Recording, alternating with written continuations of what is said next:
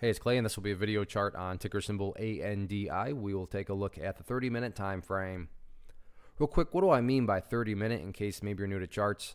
Instead of each one of these candlesticks here representing 1 day's worth of price action, which is what you would normally see, each one represents 30 minutes. So while this here may look like several days worth of time, it's actually just today's price action broken down into 30-minute time slices. I like to do this time frame. I think that's a good job of telling the quote-unquote story of the price, and then makes mapping out where levels of support and resistance a bit easier to see.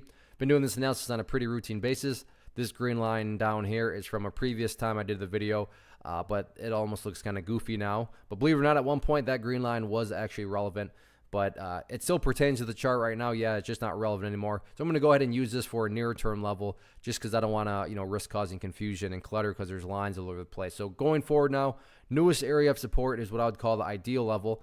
And that sits right there at 0042, meaning if you say, Clay, what would make this chart look the absolute strongest going forward?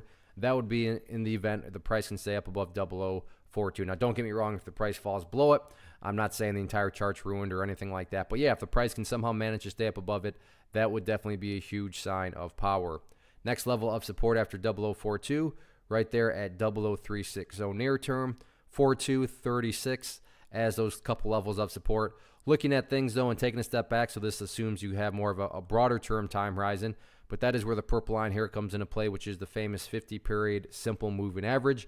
As the name implies, that line is going to move, hence moving average, and it's going to be moving in the upwards direction. So a very straightforward way to gauge the health of the current price movement is that as long as the price stays above that purple line, as the line itself moves higher and higher, then the bulls are in full control, the bulls are in full health. How are you going to best visualize that? No questions asked. As far as levels of resistance, I'm not even going to focus on that right now. Top priority, as I've said in the past, is just all about building higher bases, because this will make a little bit more sense. But as long as the price keeps on building higher bases and keeps on doing what it's been doing, so you had this base here before it came to life, then it came to life, and then there was that base right there. Came to life again, pulled back. Came to life again, pulled back right there.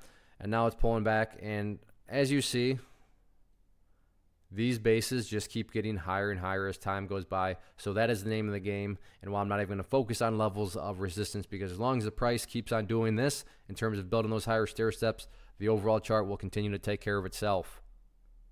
One of the biggest questions I get is, hey Clay, how do you find the stocks that you trade? So what I've done is put together a free resource guide where I talk about the tools that I use to locate stocks that I find interesting and think may have potential. So if that sounds like something that could add value to you as a trader, then click on the image that is up on the screen right now and I will email you the guide. The guide itself is very short and to the point, and best part, it's completely free. Thanks for watching the video. Let me know if you have any questions.